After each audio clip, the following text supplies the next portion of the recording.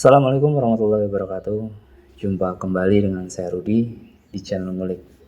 Pada kesempatan kali ini saya akan kembali lagi dengan membawakan sebuah cerita tentang teror atau dendam seorang dukun yang dibunuh oleh 7 orang pemuda di kampung tersebut. Seperti apa kisahnya? Seperti biasa, daripada kita lama-lama, langsung saja kita masuk dalam ceritanya.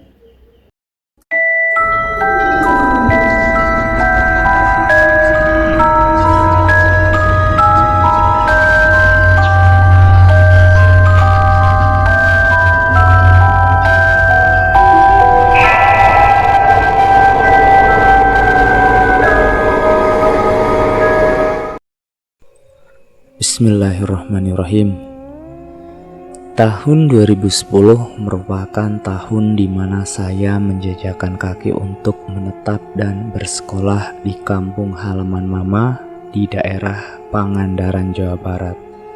Saat itu saya adalah anak pindahan dari kota dan saya sangat berantusias mencoba berbaur dengan lingkungan yang baru, baik di lingkungan rumah maupun lingkungan pertemanan di sekolah baru.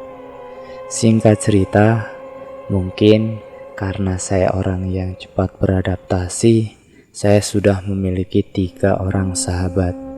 Sebut saja namanya Irna, Lia, dan Risnu.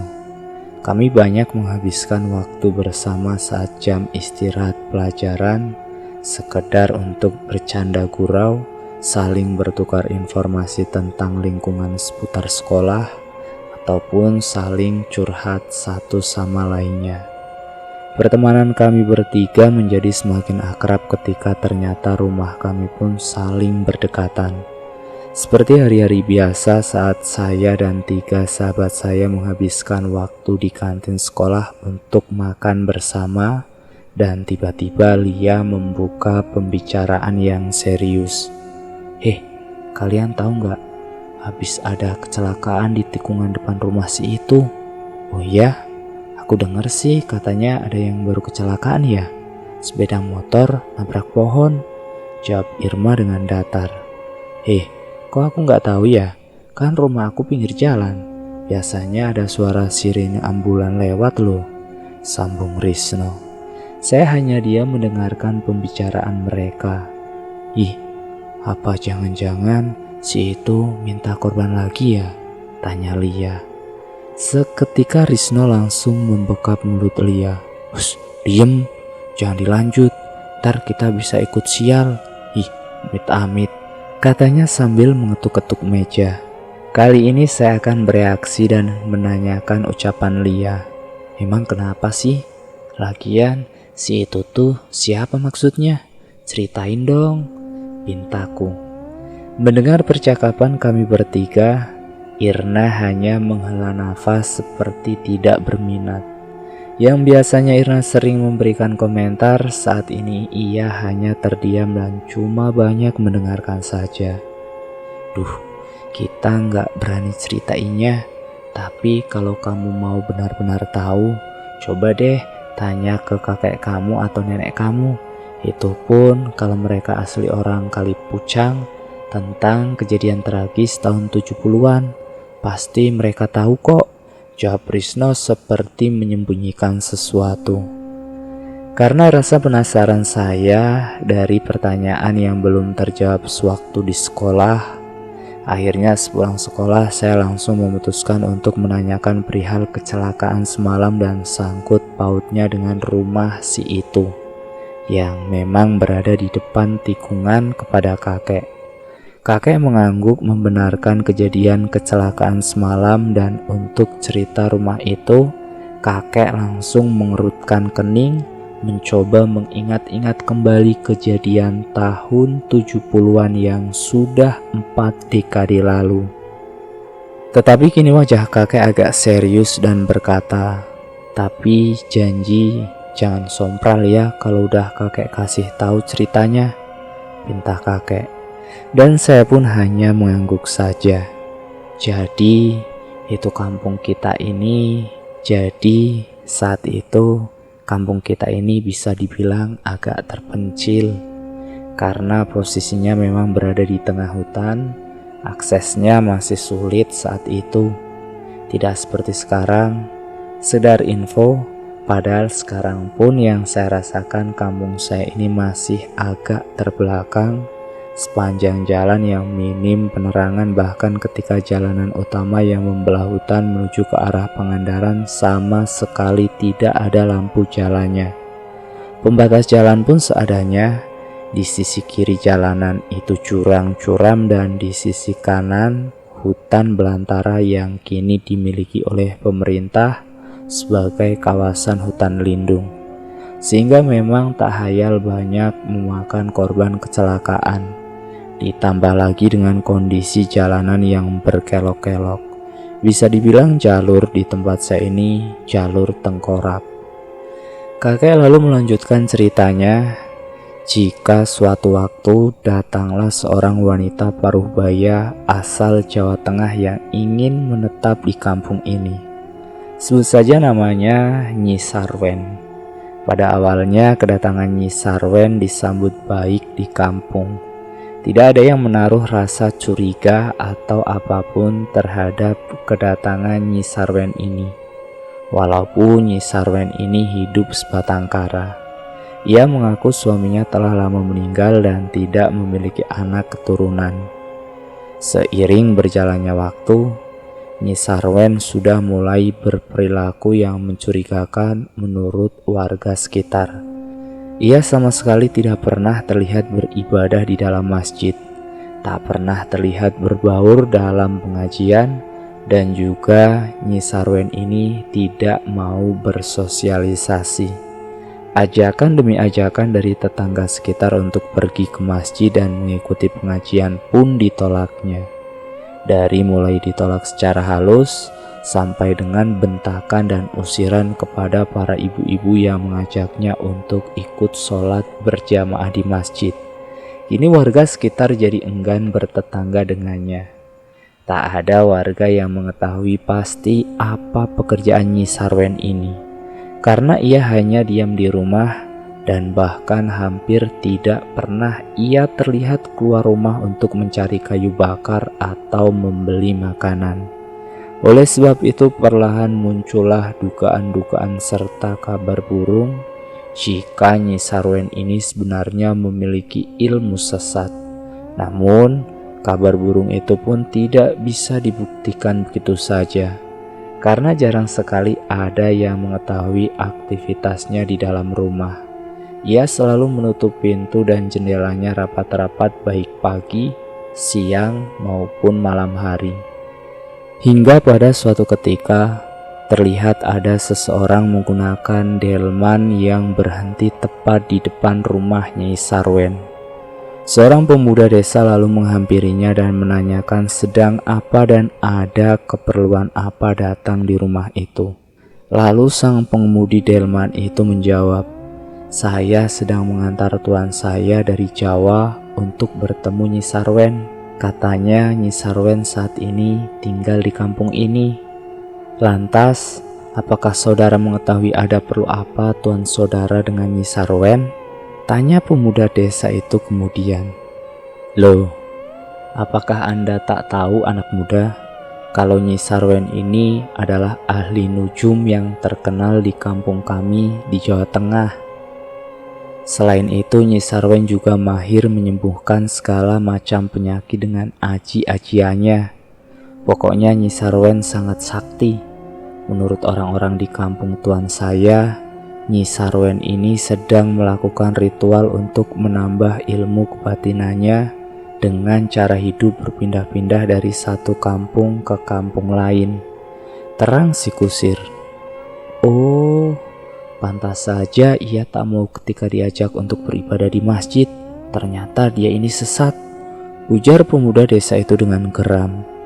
Sang pengemudi delman pun mengingatkan jika sebaiknya berhati-hati dengan Nyi Sarwen, karena nyawa bisa melayang jika mencoba mengusir ataupun mengganggunya. "Biarkan saja Nyi Sarwen ini tinggal sementara di sini. karena tak sampai 3 tahun pun ia akan kembali pindah ke tempat lain. Jika kamu berani mengganggu ritualnya, kamu akan celaka, jawab si kusir pengemudi delman memperingatkan. Mungkin dikala itu saran tersebut dapat diterima si pemuda desa. Ia jadi mengurungkan niatnya untuk melaporkan kepada tetua setempat dengan bukti jika Nyi Sarwen adalah benar sesat. Dan waktu pun kini kian bergulir. Hari demi hari semakin banyak pasien yang berobat ke rumah Nyi Sarwen. Semakin banyak delman, becak yang mengantri menunggu di sekitar rumah Nyi Sarwen. Bak pribahasa, sepandai-pandainya kita menutupi bangkai pasti akan tercium juga. Begitupun dengan warga desa yang kini sudah mengetahui siapa Nyi Sarwen sebenarnya dan apa pekerjaannya. Nyi Sarwen menjadi semakin dipergunjingkan orang kampung. Ada yang merasa cuek seakan tak peduli, ada pula yang merasa jika lambat laun Nyi Sarwen akan bisa membahayakan desa. Oleh karena itu, ia harus segera diusir. Singkat cerita, pada suatu malam dibuatlah rapat musyawarah antara pemuda desa dan tetua desa tentang langkah apa yang harus dilakukan terkait kehadiran Nyi Sarwen ini. Kakek saya walaupun ia seorang sekretaris desa, tetapi bisa dibilang ia adalah bagian kelompok yang acuh dengan kehadiran Nyi Sarwen. Hingga kakek memutuskan untuk tidak hadir dalam rapat itu. Baginya banyak hal penting yang harus dipikirkan, tanpa memikirkan masalah orang lain yang sama sekali tidak ada dampak untuk dirinya maupun keluarga. Keesokan harinya kakek diberitahukan hasil keputusan dari pihak desa jika Nyi Sarwen ini harus segera diusir dan diberi waktu selama 3 hari untuk berkemas-kemas. Warga pun memberikan surat kaleng tentang ancaman jika ia tidak segera pergi dalam waktu 3 hari, akan ada pengusiran paksa yang dilakukan oleh pemuda desa.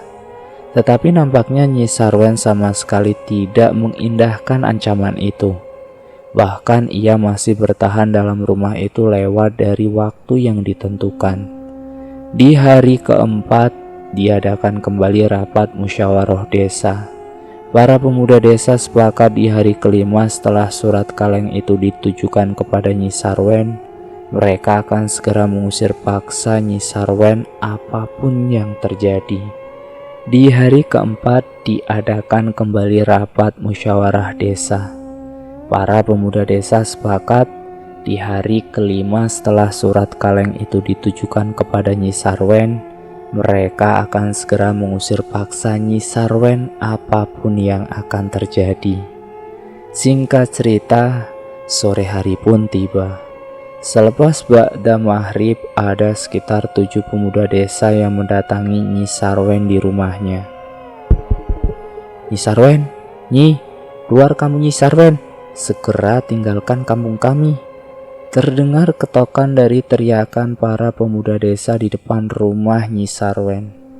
Menurut salah seorang saksi mata, lampu teplok di rumah Nyi Sarwen saat itu masih menyala, menandakan berarti masih ada Nyi Sarwen di dalam rumah. Belum puas, mereka mencoba menggedor-gedor dan berteriak memanggil Nyi Sarwen, tetapi tidak ada jawaban hingga akhirnya salah seorang dari pemuda itu berkata, "Kita dobrak saja pintunya." Dan dalam satu kali tendangan, pintu kayu yang rapuh itu akhirnya berhasil terbuka.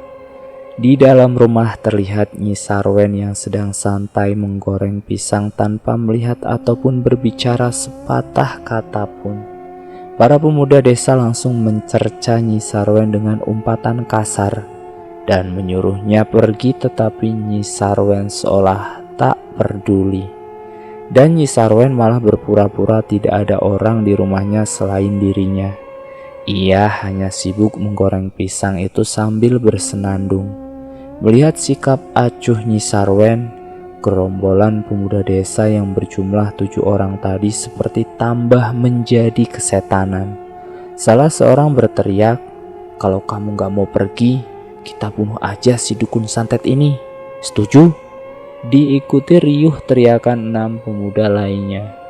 Nyi Sarwen hanya tersenyum dan menoleh. Coba saja. Ibarat api yang tersiram bensin, jawaban Nyi Sarwen membuat gerombolan 7 pemuda langsung gelap mata. Mereka menarik paksa Nyi Sarwen dan membacok tubuhnya berkali-kali. Seisi rumah Nyi Sarwen pun penuh dengan cipratan darah yang tersembur keluar dari tubuh Nyi Sarwen. Tetapi anehnya Nyi Sarwen hanya tertawa-tawa dan kini wajahnya menyerupai seperti iblis. Rambutnya memanjang menjuntai berwarna putih, kuku-kuku dari jari tangannya ikut memanjang, serta tertawanya melengking menyerupai kuntilanak. Ayo, kalian coba bunuh aku. Melihat wujud asli Nyi Sarwen, bukannya malah berhenti, tetapi mereka semua semakin keji mencabik-cabik setiap bagian dari tubuh Nyi Sarwen dengan beringas menggunakan golok. Bah sedang mencacah seonggok daging hewan yang sudah tidak bernyawa. Nyi Sarwen tertawa-tawa dan mengumpat, "Jika aku mati, kalian semua juga akan mati. Dan aku akan selalu mengambil nyawa dari kampung ini. Kampung ini akan mendapat kutukan dari darah dan namaku." Entah berapa puluh kali bacokan yang diterima oleh Nyi Sarwen, sampai organ-organ dalamnya pun terburai keluar. Namun anehnya ia masih saja tetap hidup. Para gerombolan pemuda desa yang belum puas menyiksa Nyi Sarwen, mereka tidak kehabisan akal untuk membunuh dukun itu, sampai akhirnya para pemuda desa itu mengarak Nyi Sarwen dengan cara menyeret tubuh Nyi Sarwen yang berlumuran darah sejauh 1 kilometer dan menuju ke tempat pemakaman umum desa. Ceceran darah sepanjang perjalanan menjadi saksi bisu betapa mencekamnya dan sadisnya perlakuan gerombolan pemuda desa terhadap Nyi Sarwen. Setelah sampai di pemakaman umum, Nyi Sarwen yang masih bisa berkata-kata, ia lalu menegaskan lagi sumpahnya. "Aku akan mati jika dikubur dalam tanah, tetapi dendam dan sumpahku tak akan pernah mati. Camkan ini kalian."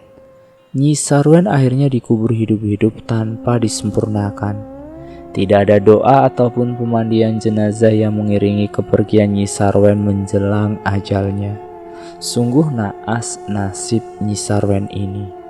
Baru saja tanah itu tertutup, tiba-tiba ada hujan deras. Sontak mereka semua berlari untuk berteduh. Tetapi baru sekitar beberapa langkah hujan itu berhenti dan di sekitar terlihat kering, terkecuali hanya di kuburan Nyi Sarwen saja. "Lihat itu, hujan derasnya hanya di sekeliling kuburan Nyi Sarwen," teriak salah seorang pemuda desa. Kejadian aneh di luar nalar itu pun membuat mereka bergidik ngeri dan segera pulang ke rumah masing-masing setelah puas membantai sang dukun santet.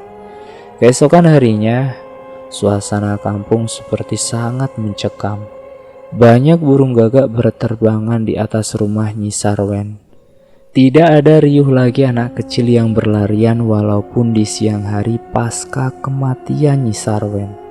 Sepertinya keadaan aktivitas di kampung ini terhenti dengan kejadian kemarin walaupun di waktu siang hari. Menjelang ba'da maghrib, semua pintu jendela tertutup. Pencahayaannya segera dipadamkan. Suasana kampung benar-benar sangat hening. Kakek saat itu meminta supaya mama dan beberapa adiknya tidak banyak bersuara. Mereka terdiam dalam kegelapan malam. Cahaya di dalam rumah hanya diterangi oleh 1 buah lampu templok yang redup. Mama si anak sulung bertanya kepada kakek, kenapa ia tidak boleh keluar bermain di hari itu, dan mengapa suasana di kampung berubah menjadi mencekam. Kakek hanya terdiam dan tidak menjawab. Kakek meminta supaya mama menurut saja dengan ucapan kakek. agar mama tidak keluar-keluar rumah apalagi di waktu menjelang malam hari. Dan jika berbicara harus berbisik-bisik. Kampung itu diliputi teror selama 7 hari 7 malam. Dari dimulai suara ketukan pintu misterius ke rumah-rumah warga, dan jika pintu dibuka muncullah sesosok mengerikan Nyi Sarwen yang tubuhnya hancur berlumuran darah. Suara tertawa-tawa kuntilanak yang sering terdengar oleh warga, banyaknya burung gagak yang berseliweran di kampung, bayi suara anjing hutan yang saling melonglong bersautan di kala malam, hingga seringnya desiran angin kencang seperti tidak bisa menambah daftar keanehan setelah kematian Nyi Sarwen. Di hari yang ke-8, salah seorang dari 7 pemuda desa yang ikut membantai meminta agar warga kampung menghancurkan rumah Nyi Sarwen yang kala itu kosong dan tak berpenghuni. Rumah pembantaian itu pula banyak darah yang sudah mengering. Baunya sangat amis dan busuk. Segera warga berbondong-bondong merobohkan rumah Nyi Sarwen dan menguburkan puing rumahnya di dalam tanah. Menurutnya cara ini ampuh agar menghentikan teror demi teror dari arwah Nyi Sarwen di kampung. Dan benar saja, setelah rumah itu dirobohkan dan dikubur dalam-dalam, tak ada lagi kejadian-kejadian aneh yang menimpa warga. Hanya saja sesekali terlihat sosok Nyi Sarwen yang mengerikan di sepanjang jalan tempat Nyi Sarwen diseret. Oleh karena itu pula di jam malam, jalanan itu tidak dilalui orang kampung. Tutup cerita kakek. Kakek berpesan agar tidak sembarangan menyebut namanya karena ia akan menghantui dan mencelakai, seperti apa yang dulu sempat disumpahnya. Oh, pantas Lia, Irna dan Risno tidak mau bercerita. Mereka takut kena teror ya ternyata. Gumamku dalam hati. Di sekolah kembali saya menceritakan kepada mereka tentang apa yang sudah saya tahu dari kakek tentang si Nyi Sarwen ini. Dan mereka bertiga pun mengangguk-angguk membenarkan kejadian itu. Irna yang saat itu sedang mengerjakan tugas matematika seketika terdiam dan berkata, "Kamu mau tahu nggak, Sel? Siapa pemuda yang awalnya ketemu sama si kusir delman itu dalam cerita kakekmu?" Sontak pertanyaan dari Irna membuat kita bertiga menganga dan menggelengkan kepala. Itu uakku, Sel," jawab Irna. "Yang diomongin kakekmu itu benar. Aku tahu kejadian ini dari bapakku. Kakaknya adalah salah satu dari 7 orang pemuda itu. Gini deh, karena udah kepalang, aku akan ceritain dari segi pandang cerita aku ya." Irna kembali mulai bercerita. Jadi saat itu bapak Irna masih kecil dan mempunyai kakak laki-laki yang memang aktif di kegiatan kampung. Kampung Kalipancung ini awalnya damai dan tentram sebelum Nyi Sarwen ini muncul. Mulanya ia sangat diterima sebagai warga pendatang baru. Tapi Nyi Sarwen dari awal sudah menunjukkan sifat tak ramah. Sifatnya yang tertutup membuat warga berinisiatif untuk mengajaknya beribadah dan ikut pengajian bareng supaya lebih kenal satu sama lain. Namun Nyi Sarwen ini sangat ketus. Ya, sewaktu itu sih mungkin perlakuan Nyi Sarwen yang ada masih bisa dimaklumi. Tapi lama-kelamaan banyak hal lain yang ganjil. Seperti contoh, di kampung banyak warga yang mengalami sakit-sakit misterius seperti kena guna-guna. Apalagi setiap orang yang habis berkunjung ke rumah Nyi Sarwen untuk mengajaknya pergi ke masjid atau ikut pengajian, pasti terjangkit sakit misterius itu. Salah satu buktinya ya nenek Irna sendiri.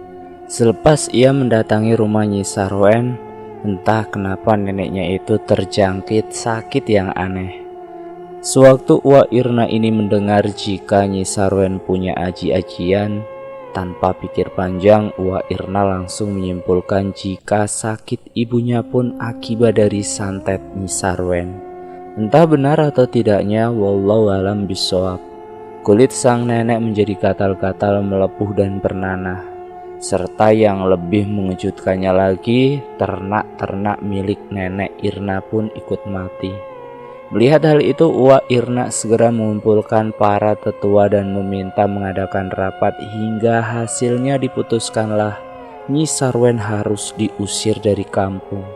Sudah diberi peringatan, bukannya Nyi Sarwen berubah perangainya menjadi lebih baik. Malahan Nyi Sarwen ini seperti menjadi-jadi dan sikapnya tak berubah.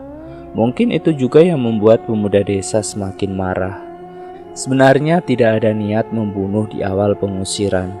Hanya saja mungkin karena sudah dirasuki hawa nafsu amarah setan, Uwa Irna dan teman-temannya itu langsung membunuh Nyi Sarwen membabi buta.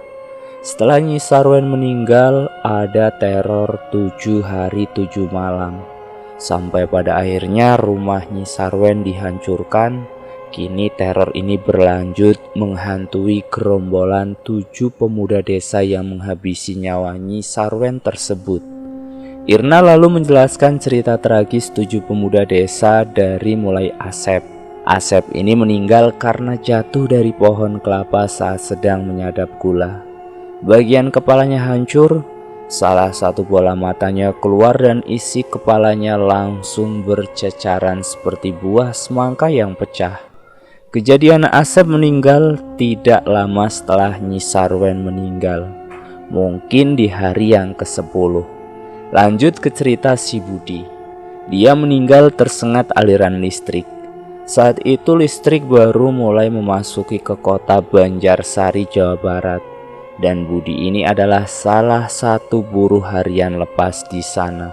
Setelah instalasi selesai, Budi kembali pulang ke rumahnya.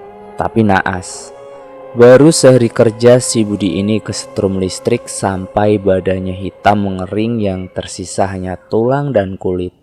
Ada pula kejadian si Carsiman yang meninggal karena terlindas truk bermuatan kayu. Sebagian tubuhnya hancur, matanya melotot seperti mau keluar, mulutnya menganga dan isi perutnya ikut keluar dari lubang dubur. Na'udzubillah min dzalik. Sekarang giliran pemuda yang bernama Didin. Dia meninggal jatuh ke jurang.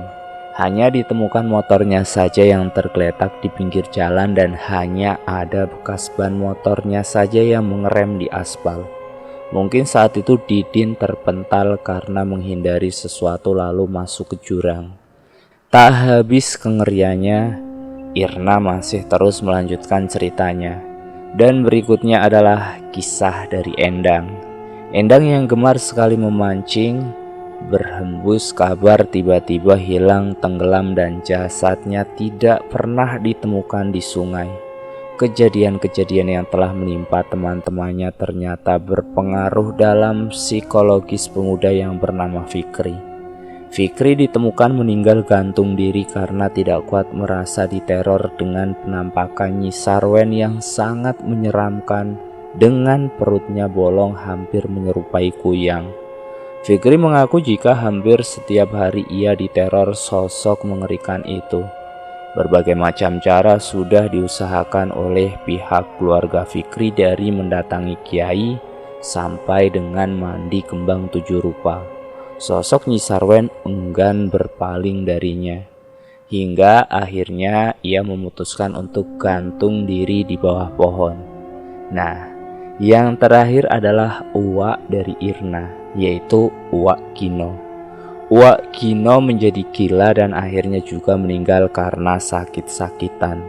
Sebelum gila dia suka berteriak-teriak tak jelas. Dia mengaku selalu diikuti oleh sosok Nyi Sarwen. Kurang lebihnya sama seperti kejadian si Fikri. Sebenarnya dari awal kakek Irna atau ayah dari Uwak Gino sudah memperingatkan untuk tidak macam-macam dan tidak hanya asal langsung tuduh dengan Nyi Sarwen. Namun namanya mungkin berjiwa anak muda, Uwak Gino malah bersikukuh jika si Nyi Sarwen ini memang harus diusir karena menyebabkan petaka bagi warga kampung. Uwak Gino semakin hari kejiwaannya semakin terganggu. Dia selalu bercerita jika keenam temannya ikut menjemputnya. Belum lagi si Nyai Sarwen ini selalu menghantui dirinya setiap saat, tidak peduli pagi, siang, ataupun malam. Karena sering marah-marah dan berteriak-teriak tak karuan, Wak Gino sempat dipasung di rumahnya agar tidak membahayakan warga lainnya. Dalam keadaan Wak Gino yang tidak stabil, Bapak Irna pun turut mengurus kakaknya yang sudah terkena gangguan jiwa. Bisa disimpulkan jika Bapak Irna tahu seluk-beluk kejadiannya dan cerita ketujuh pemuda desa yang tragis itu. Beberapa bulan dipasung dan jarang mau makan, kondisi Uwak Gino semakin memprihatinkan. Badannya perlahan mulai membusuk karena borok yang dikerubungi belatung. Tubuhnya kurus kering seperti hanya tulang dan kulit. Karena kurangnya biaya untuk berobat dan sulitnya desa ini untuk dijamah, jadi ya sudah dipasrahkan saja Uwak Gino dengan keadaan seperti itu sampai ajalnya menjemput. Hanya perlu 2 bulan penyakit itu mengambil nyawa Uwak Gino. Irna dan yang lainnya pun percaya itu semua adalah karma dan sumpah kutukan dari Nyi Sarwen adalah nyata. Dari saat itulah muncullah mitos dilarang untuk memanggil nama Nyi Sarwen karena akan muncul petaka. Kalau menurut aku sih, masalah korban berjatuhan di jalan tikungan itu ya bukan sepenuhnya karena ulah Nyi Sarwen. Memang karena kondisi jalannya saja yang curam berkelok. Dari hari ke hari, kampung Kalipucang pun sudah mulai ramai dan sepertinya kejadian Nyi Sarwen menampakkan diri ini sudah tidak pernah terdengar lagi. Atau mungkin saja Nyi Sarwen sudah tenang karena nyawa telah dibayar nyawa. Entahlah. Wallahu alam bishawab. Tutup cerita dari Irna. Nah, itulah akhir dari cerita yang berjudul Karma atau Teror dari Dukun Santet yang dibunuh oleh 7 pemuda desa yang hendak mengusir dukun tersebut. Nah, semoga dalam cerita tersebut ada sisi baik yang dapat kita ambil dari cerita ini. Dan saya selalu mengingatkan untuk membuang jauh-jauh sisi negatifnya. Terima kasih sudah menonton video di channel Ngulik. Jangan lupa tekan tombol like, share, dan komen. Dan subscribe untuk mengikuti video kami selanjutnya ya. Assalamualaikum warahmatullahi wabarakatuh.